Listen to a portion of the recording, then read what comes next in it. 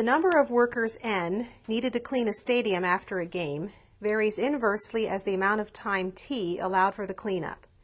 If it takes 25 workers to clean the stadium when there are 6 hours allowed for the job, how many workers are needed if the stadium must be cleaned in 5 hours?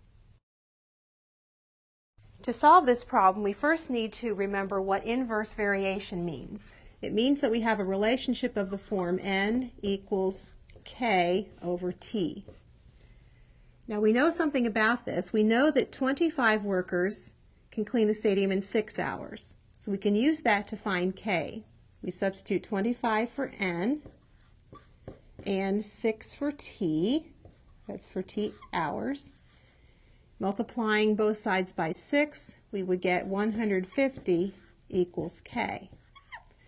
Now that tells us that we have an equation of variation, N equals 150 over T. Now we're asked to find how many workers it would take when we have 5 hours allotted, so we put 5 hours in for T. N equals 150 divided by 5, which is 30.